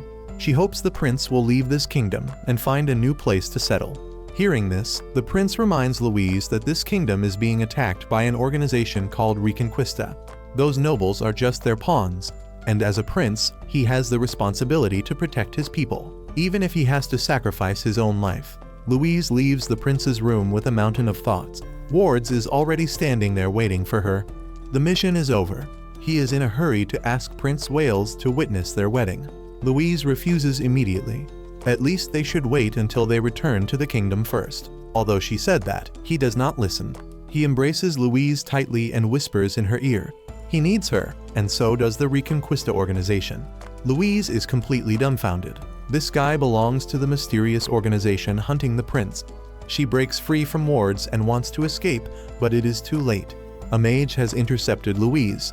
He casts a spell that makes Louise completely empty like a soulless person. Then she is taken by wards into the chapel to have Prince Wales witness their wedding. Louise still retains a bit of consciousness, but she still cannot break free from the mage's control. Just as the wedding is about to be completed, a loud noise rings out. Saito appears and helps Louise break free from the mage's control. This is the prince's hiding area. Saito easily found it thanks to Gitch's mole familiar. It had already sniffed out the scent of Louise's jewelry and led them here. The prince does not know who Saito is yet, and still orders the soldiers to capture him first. Louise immediately speaks up to stop the prince, but is blocked by wards. The prince is completely confused and does not understand what is happening until Wards' sword pierces through his body. Now everyone present realizes this guy is from the Reconquista organization. It has to be said he is too skilled. With just one move, he sends all the knights in the area flying. Then he rushes to Saito and restrains him. At this moment, Ward still gives Louise one more chance to leave with him. The two of them will rule this world together. Of course, there is no way Louise would agree. Saito is getting angrier and angrier. He thought this guy truly loved Louise, but it turns out he was just using her. Saito's familiar mark lights up brilliantly. His entire body is buffed with strength, making Wards jump back. He retreats and attacks Saito continuously, but it is too late. Saito has regained his fighting spirit. He strikes through Wards' attack and brings him down, but this is not enough to defeat him. He can still stand up and tell them he has completed 2 of 3 objectives. First is assassinating Prince Wales. Next is stealing the letter Princess Henrietta sent him. And finally, marrying Louise. He gave Louise a chance to leave with him, but she chose Saito and would not follow. Then die here with Saito. He stabs his staff hard into the ground. The ground cracks, followed by fierce fires. He turns and leaves, abandoning Saito and Louise in the church to burn to death. She cannot let him take the princess's letter. Louise wanted to chase after him, but Saito holds her back. Right now they have to think of a way to escape first. The entire church begins to collapse. Saito uses his body to shield Louise. He almost dies, but fortunately Tabitha's group appears in time and creates a barrier to save the 2 of them. But only the 2 of them. The other knights and Prince Wales have probably perished in that fire. Louise brings all of Prince Wales's keepsakes back to Princess Henrietta, letting Wards kill the prince right before her eyes, the important letter being stolen by him.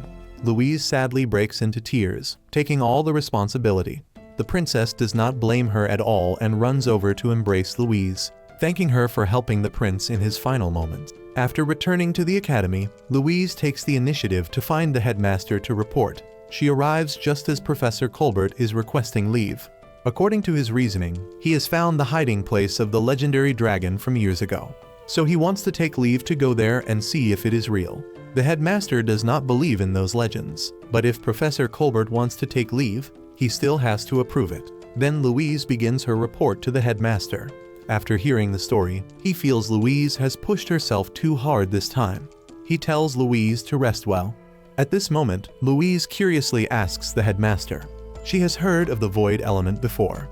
Does the headmaster have any information about it? Headmaster Osmond is quite surprised hearing Louise ask this. He does not know much either. The only thing he is certain of is that the Master of the Void, Gandalfer, is at the academy. Louise returns to her room with a mountain of thoughts to change clothes. She does not believe that Saito is the legendary familiar Gandalfer. At this moment, Saito returns from washing clothes. Just yesterday Saito secretly kissed Louise, but today he acts normally as if nothing happened. This makes Louise very annoyed. She is about to scold Saito when her underwear suddenly falls down. Saito jumps, realizing that underwear was damaged by him earlier while doing laundry. Knowing this makes Louise even angrier and she scolds him. But this time Saito is firm and does not sit still to let Louise hit him. Seeing Saito talk back, Louise goes crazy and chases him away. Saito is fine with that. He has been wanting to leave anyway. Saito takes his anger and goes outside to the courtyard. At that moment, Siesta runs over to find him. She is not wearing her maid outfit, which makes Saito curious. It turns out Siesta's vacation has arrived, and she is preparing to return to her village to rest. Sitting beside her, only now does Saito have the chance to ask about Siesta's great-grandfather to find more information. Meanwhile, Gitch keeps following Kirch, wanting her help to get closer to Montmorency. At that moment, they see Saito sitting with Siesta. Seeing her crush flirting with another girl makes Kirch unhappy. She is about to run out to catch them when she accidentally overhears their conversation. Siesta is telling Saito about her grandfather. Her grandfather used to be a dragon rider. Those two legendary dragons were both his mounts. One has died and the other is kept somewhere that even his descendant Siesta does not know. This is exactly what Saito is looking for.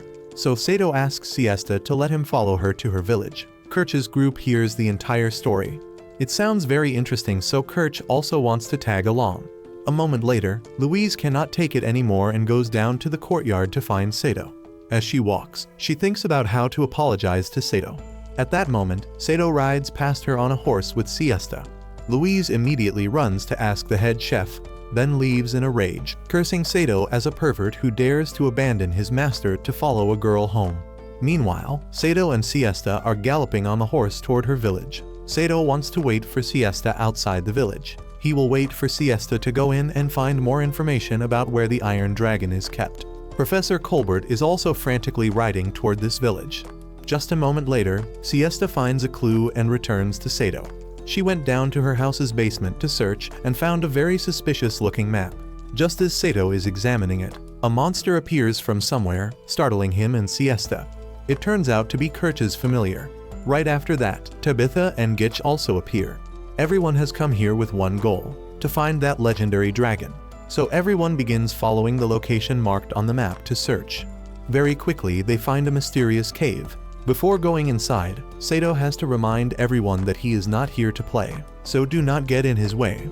Kirch and Gitch do not care what Saito says because they are here to claim the legendary dragon too. Gitch wants to get it to give to Montmorency and win her heart. Initially going to Albion was also to find something valuable for Montmorency, but ended up bringing nothing back. Hearing about Albion reminds Saito. He wonders how things are over there now. On the Albion side, by now Cromwell has gained the people's trust.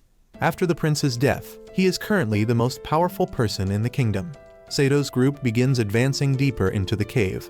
After walking for a while, Tabitha suddenly warns everyone. She detects footsteps approaching. Footsteps in the cave makes everyone worried.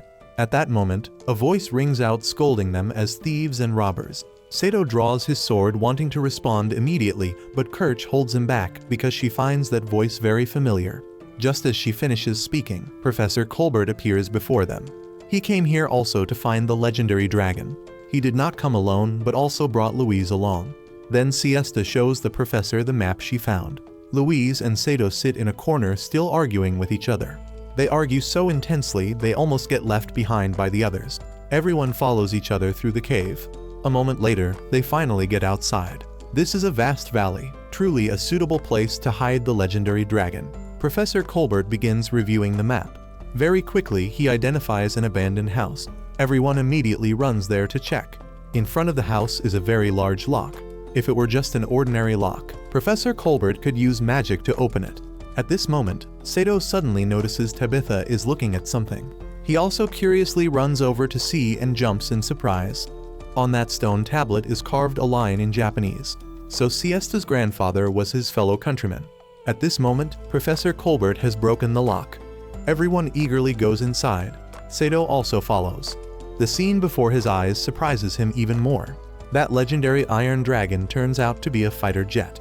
Now Saito can confirm it. From the very first day he met Siesta, he felt she was very familiar. Black hair and fair skin are completely inherited from Japanese bloodline. At this moment, Professor Colbert suddenly calls Saito. He has found a way to help Saito return to his world. In the records, there were 2 legendary dragons. One has disappeared. The remaining one was piloted by Siesta's grandfather, but did not leave. According to Professor Colbert's guess, the key might lie in the solar eclipse. When the solar eclipse occurs, if Saito pilots the legendary dragon to its highest point, perhaps Saito will be able to return to his real world. Meanwhile, at the royal palace, the worst has already happened. Having lost Prince Wales's important letter, the secret can no longer be kept. So the Germania Empire has also sent a letter canceling the engagement with Princess Henrietta. However, Queen Maria does not blame her. What happened has happened. She embraces Henrietta, hoping she will learn to accept reality. At this moment, a soldier rushes over with urgent news. The fighter jet, with the headmaster's help, has been transported to the academy grounds. Saito already knows the way to return. Now the problem is the fuel. How can he get fuel in this world? At this moment, Saito remembers his previous meeting with Professor Colbert. At that time, the professor was researching something he called dragon blood. Smelling it felt very familiar. Only now does Saito realize it is gasoline. Saito immediately asks the professor for all of this gasoline and then jumps up to practice piloting the plane. Thanks to the familiar mark, any weapon used for combat he can master. Now Saito just needs to wait for the solar eclipse to escape back to his world. Louise stands in a corner completely stunned. Is Saito just going to abandon her like this? At this moment, Gitch rushes over to report urgent news to Louise. The kingdom of Albion has been renamed Reconquista, and now they have declared war on their kingdom.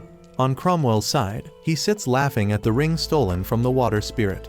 The mystical power of the ring has made him gain the trust of all the people here. Everything is going according to plan. Just waiting for the solar eclipse, when this floating island is closest to the ground, is when he will lead the army to invade the kingdom of Tristan. The news of war hits Louise like a bolt from the blue. She stands there completely stunned, not knowing what to do. Then Saito comes over to inform her that Professor Colbert has calculated very precisely 3 more days until the solar eclipse. If nothing happens, that will also be the day he returns to his world. Louise abruptly turns away to congratulate Saito. This cold behavior from Louise annoys Saito, and he leaves. On the royal palace side, a meeting is taking place to see how they can respond to the war. But the Reconquista side is an entire massive nation. How can they possibly resist? Everyone gradually leans toward the option of surrender, until Princess Henrietta stands up to rally everyone. For a noble, surrendering means death. She has decided. She herself will lead the army to fight against the Reconquista. That evening in the bedroom, Saito keeps looking at the moon. Just waiting 3 more days and he will return home. At this moment, Derflinger speaks up and asks Saito if he has any attachments to this world. Saito does not want to answer and immediately pushes Derflinger back into the scabbard. Then he starts thinking about Louise. She had a meeting, but why is she coming back so late? On the academy side, the war news has been reported by the headmaster to all students. From this moment, he declares the academy will temporarily close until the war ends. The students start discussing with each other after hearing this. Some want to return home, some want to fight for the country. Gitch's father is a general, so he is also forced to enlist. Louise immediately leaves, making Kirch curious, but Louise acts annoyed and does not bother answering. She returns to the bedroom and sees Saito already snoring away. In that moment, Louise silently strokes Sato's cheek, sending him a farewell. The next morning when Saito wakes up, he only sees a piece of paper in front of him. He does not understand what it says at all, so he has to ask Derflinger to translate for him. In the letter, Louise has fired Saito. From now on, he is no longer her familiar and can do whatever he wants. Saito immediately takes the letter to find Kirch and ask about the situation. Just looking at it, Kirch can guess. It is related to Louise's strange behavior last night. Perhaps Louise has gone to see the princess. At this moment, Saito finally learns that war has come to the kingdom of Tristan. Saito returns to the bedroom and sits huddled in a corner. Now he curiously asks Derflinger what will happen to him when Saito leaves. Derflinger is not human, so he cannot understand Sato's confusing emotions. When Saito leaves, that will also be when he no longer has a master. He will probably just lie in some corner waiting for his next master. Meanwhile, at Siesta's village, she works helping her family while carrying an indescribable emotion. When she finishes her vacation here and returns to the academy, perhaps she will not be able to see Saito again. At that moment, a very large warship appears in the sky. It is a warship from the Reconquista kingdom. They have landed and decided to conquer the kingdom of Tristan starting from this place. That evening, the news reaches the princess's ears. Although it is early, the princess still decides to lead the army there to reclaim the village of Tarbs and protect everyone. The next morning, while Saito is still wandering beside the fighter jet, Kirch and Tabitha come to see him. Kirch is quite curious whether Saito can control something so large. Not a problem at all.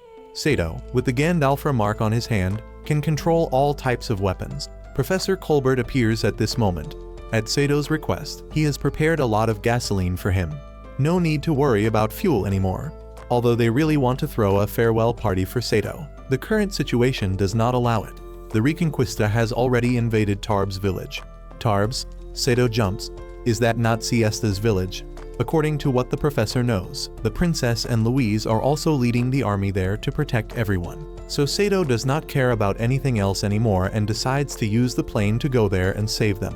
Saito gets on the plane and asks Professor Colbert to help spin the propeller. Although he does not understand anything, the professor still agrees to help. The plane Saito starts begins to move, but instead of flying up, Saito is about to crash headfirst into the wall. At that moment, Tabitha helps him. She casts a spell creating a strong gust of wind, helping Saito and the plane take off successfully. Then Tabitha also calls her familiar down. It is too dangerous for Saito to go there alone, so she invites Kirch to come with her. Compared to Sato's plane, Tabitha's familiar, even flying at full speed, cannot catch up to Saito at all. On the princess's side, they have now spotted the enemy. They stand from afar and begin forming battle formations and planning tactics. The princess is commanding.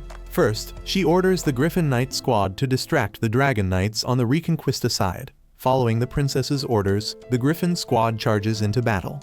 The cavalry below also charges forward, trying to approach and take down the Reconquista warship. However, they were detected long ago, so the Reconquista also has a response plan. Henrietta's Knight squad, despite trying very hard, cannot approach the warship at all.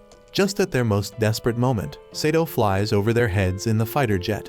It has to be said Sato's fighter jet is too overpowered. Wherever he goes, he shoots down the Dragon Knights. This has all been witnessed by Cromwell, so he immediately calls Wards and Sandy to engage Saito. Wards receives the order and immediately jumps onto his familiar and charges. He appears in front of Saito, startling him. Saito fires, but this guy dodges. He loops behind and shoots a blast of wind at Saito. Fortunately, Derflinger warns him in time so Saito can block this attack. Then Saito sits back in the plane and controls it to do a loop in the sky, appearing behind Wards. Having caught him off guard, Saito wants to deliver the finishing blow. But at the most critical moment, the machine gun runs out of ammo. On the ground below, Sandy has also summoned her golem to join the battle. Gitch sees he has no chance at all and immediately turns to run. But he is stopped by Kirch and Tabitha appearing. She demands he use his alchemy. Although he does not understand anything, Gitch still has to do it. He creates a batch of oil and pours it on the golem's head. Just waiting for that, Kirch burns that golem alive with her fire magic. Having lost her most powerful toy, Sandy also shrinks back and flees. At this moment, Louise finally arrives on horseback. She looks up at the sky and Saito is also in danger. The gun is out of ammo. Without weapons, he can only dodge Wards' attacks, but continuing like this is not good either. Just as Saito is about to die, Tabitha appears in time to save his life. Without thinking at all, Louise jumps from Tabitha's familiar down to where Saito is. Saito still reacts very quickly and catches her, bringing her into the fighter jet. Then he starts scolding Louise. Louise bursts into tears and hugs Saito. How could she let him be in danger? After this sneak attack, Wards quickly regains his position. He continues controlling his familiar to attack them fiercely. Saito has to draw his sword to engage him again. He does not care who this guy is, but anyone who dares touch his master Louise is finished. The moment Saito utters those words, the familiar marks on his hand light up. The moment has finally arrived. Derflinger yells to remind Louise to focus. It is time for her to awaken, descendant of the Void Mage. As soon as he finishes speaking, Louise's eyes go white. She stands up and begins chanting a spell. Saito is worried and wants to pull Louise down, but Derflinger stops him. Louise needs time to cast the spell. During that time, Sato's job is to stall Wards. Wards attacks relentlessly. Saito has tried his best, but the fighter jet is getting more and more holes. Just as Wards is about to deliver the finishing blow, Louise finishes chanting her spell.